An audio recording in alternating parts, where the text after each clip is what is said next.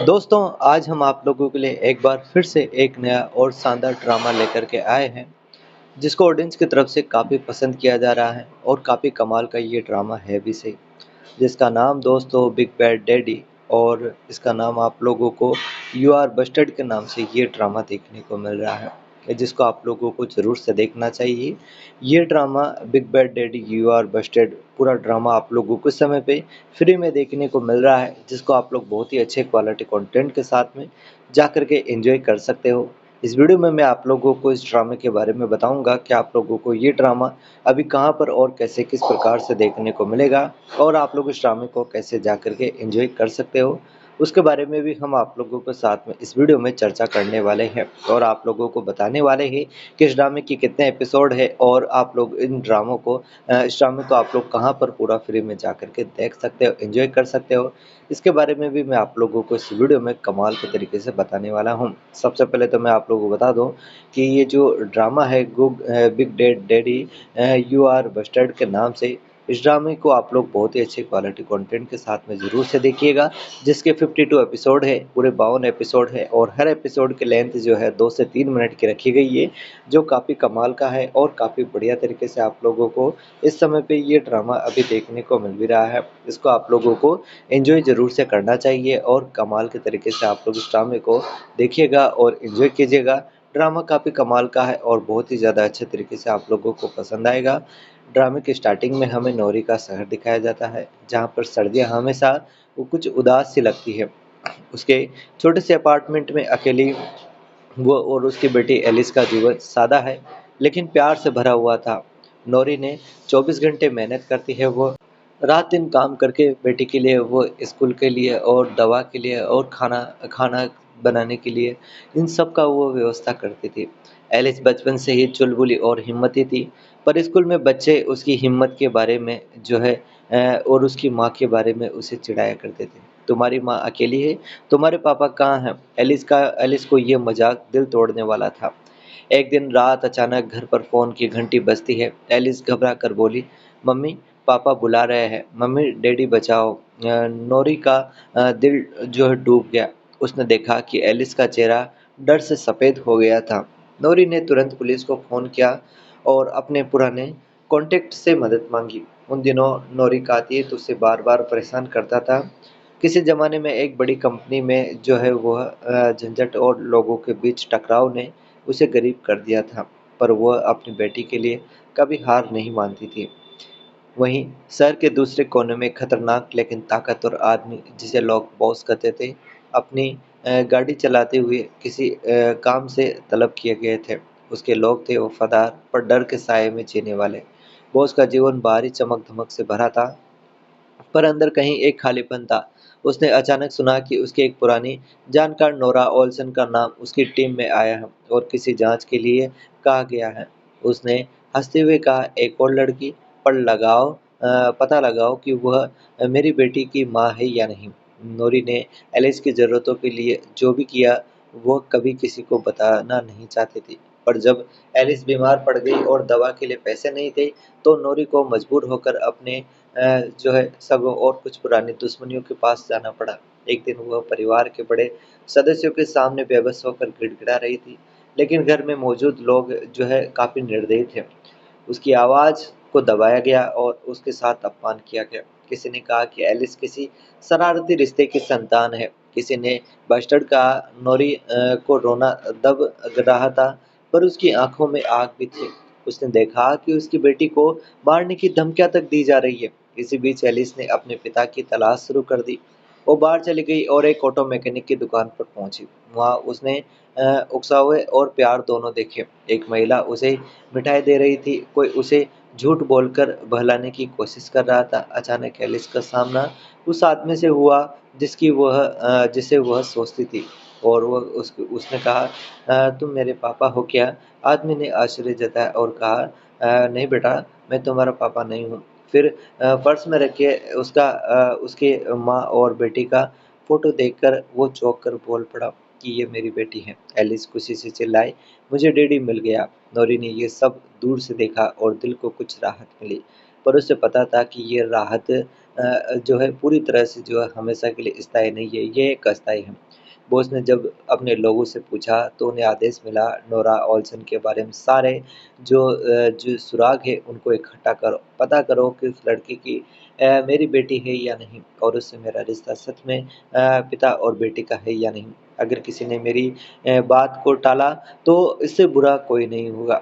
बहुत सारे लोग डर के चुप थे। नोरी ने एलिस की जो सुरक्षा की खातिर किसी तरह का प्लान बनाने की ठानी, लेकिन उसके सामने चुनौतियां और भी बड़ी थीं। कंपनी के जो आर्थिक संकट थे और परिवार की जो ट्रेजेडी थी और एक अज्ञात खतरा जो बार-बार उन पर मंडरा रहा था। एक रात जब नोरी और एलिस साथ सो रहे थे, एलिस अचानक बुरी तरह हिचकियों से जैसे आवाज़ निकालने लगी, "मम्मी, डैडी बचाओ, मम्मी, डैडी बचाओ।" नोरी की रूह काँप उठी। उसने फ़ोन उठाया और किसी को नंबर भेजने का आदेश दिया। फ़ौरन ट्रैक करो, अगर वह दवा नहीं पहुँचेगी तो एलिस मर जाएगी। पर नंबर भेजते ही किसी ने फ़ोन काट दिया। नोरी ने खून खराबे की हालत में अपने रिश्तेदारों से मदद मांगने की कोशिश की, पर वहाँ की सख्ती अधिक थी। उन लोगों ने उसे बदनाम करना चुना और उसकी विनती का मजाक बनाया। कहानी में हमें नोरी सबसे ज़्यादा अकेली थी। तभी अचानक दरवाजे की घंटी बजती है और एक अजनबी बच्चे की आवाज़ आई, "मम्मी, मम्मी।" मैं घबरा रही थी। कमरे में अंधेरा था और नोरी ने देखा कि उसकी छोटी लड़की की आँखों में अब भी उम्मीद बाकी थी। नोरा ने एलिस को कसकर गले लगाया और ठान लिया, "मैं तुम्हें कभी नहीं जाने दूँगी।" पर तभी किसी ने दरवाज़ा ज़ोर से धक्का दिया और एक गुमनाम परछाई कमरे में दाखिल हुई। परछाई ने शांत मगर ठंडी आवाज़ में कहा, या तो दवा दे दो या इस बच्ची को छोड़ दो।" कहते हुए ये यहीं रुक गया। नोरा के सामने एक कठिन फैसला था, खुद की जान जोखिम में डालकर बेटी को बचाना है या किसी अनजान ताकत के आगे झुक जाना है। बाहर रात हवा तेज थी और शहर शांत दिखाई दे रहा था, पर इसके लिए तूफान उठ रहा था। अगले हिस्से में पता चलेगा कि नोरा में हमें जहाँ पर हम देखते हैं कि दरवाज़ा धकेल कर अंदर आए, वो परछाई असल में लूसी थी, नोरी की सौतेली बहन। उसकी आँखों में नफ़रत और होठों पर तिरस्कार झलक रहा था। उसने एलिस की तरफ इशारा किया और कहा, "अगर इसे बचाना चाहती हो तो झुक जाओ, तुम्हें हमारी शर्तें माननी होगी।" नोरी ने हिम्मत जुटाई, "लूसी, वो मेरी बेटी है, तुम्हारा उस पर कोई हक नहीं है।" लूसी हँसी, "हक? तुम्हारे पास क्या क्या बचा है? तुम्हारी कंपनी डूब रही है, परिवार ने तुम्हें निकाल दिया है और ये बच्ची सब कहते हैं बिन माँ-बाप की औलाद है। अगर इसे जीना देखना चाहती हो तो साइन कर दो, ये पेपर लो।" पेपर में लिखा था, नोरी अपनी कंपनी और हिस्सेदारी छोड़ रही है। नोरी के हाथ काँप गए। एलिस उसकी गोद में जो है खहार रही थी, "मम्मी, मुझे बहुत दर्द हो रहा है, मम्मी प्लीज़।" उस वक़्त दरवाज़ा फिर खुला, भारी कदमों की आवाज़ गूंजी। अंदर आया वही बॉस जो अब तक साए की तरह नोरी की ज़िंदगी को देख रहा था। उसकी आँखें लाल थीं और आवाज़ ठंडी, "लूसी, पेपर फाड़ दो, लड़की को दवा दो, अब से ये बच्ची मेरी ज़िम्मेदारी है।" लूसी चौंक गई, तुम इस औरत और इस बच्चे के लिए खड़े हो रहे हो?" बॉस ने एलिस की तरफ देखा। उसकी मासूम आंखों में आंसू थे। अचानक उसे अपना अतीत याद आया, वो रात जब उसने नशे और गुस्से में नोरी से रिश्ता तोड़ा था, सब कुछ छोड़कर चला गया था। उसके दिल में कसम उठी, हाँ, ये मेरी बेटी है और जिसने भी इसे हाथ लगाने की कोशिश की, मैं इसे जिंदा दफना दूंगा। लूसी पीछे हट गई। नोरी के हाथ कांपते हुए दवा एलिस को पिलाई। धीरे-धीरे एलिस की सांसें नॉर्मल होने लगी। नोरी की आँखों से राहत के आँसू बहने निकले। बॉस ने नोरी की तरफ देखा और धीमे से कहा, "अब और नहीं।